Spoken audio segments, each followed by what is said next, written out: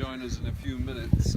As an ex-police officer myself, I'll have a word in their ear about their prompt attendance after the event. It's my great pleasure to be here this morning to perform this ceremony. My name's David Garbett and I'm the chairman of the Scottish Ambulance Service. A fantastic service, I believe, which does a tremendous job for people throughout Scotland.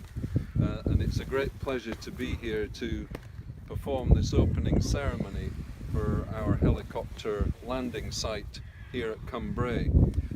This, as you know, is due to the generosity, as remarked here, of Effie and Walter Kerr. I'm sorry I never had the opportunity to meet either of them during their lifetime, because they sound as though they were real characters who made a real commitment to this community here in Cumbrae. I know that Walter was a prisoner of war, and that must have impacted on his experience, but he was also a photographer who provided photographs for the press, and I think Effie went on to do that after Walter died. And she was also a JP, so a pair of people who have really made a commitment to the community. And in their passing, we're extremely grateful to them and to the trustees, some of whom I know are with us this morning, for sending to us some of the money that Effie and Walter committed to this particular cause. I know that Walter himself was taken by air ambulance at one point during his life, and therefore recognised the importance of it as a real means of communication and of life-saving for communities in the remote parts of Scotland. So we're very grateful to you for allocating that money to this particular cause. What we have here behind us is without doubt the best helicopter landing spot in the whole of Scotland, and I know that is a great encouragement for the staff who fly in these machines. If you've been in one, they're very noisy and rattly, even although they're modern, and I know that they need the best facilities to enable them to fly.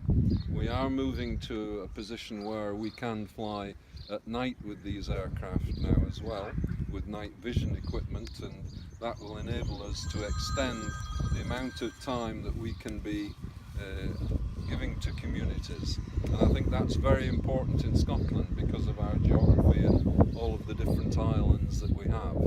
So this has made a big difference to our ability to serve the people in this particular area, and I hope you will be grateful for it, but I hope also that you never have to use it, and that you are in good health through all the years that you're here.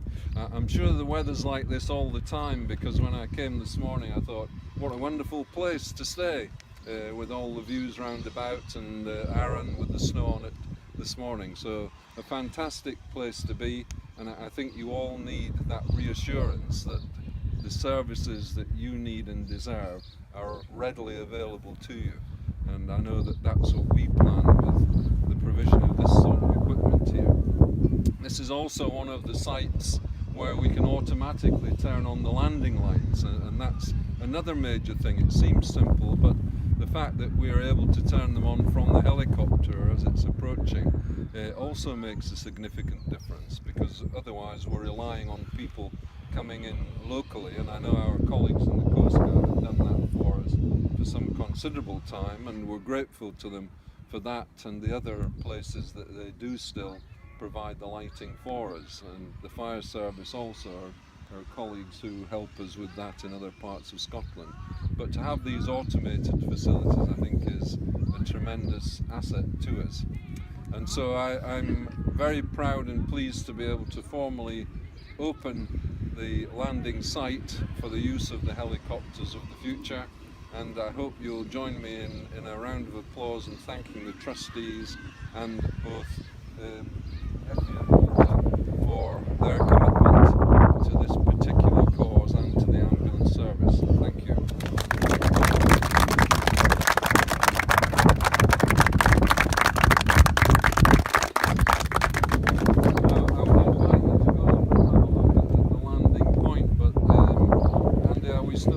Expecting our colleagues to down and join us. So one of our helicopters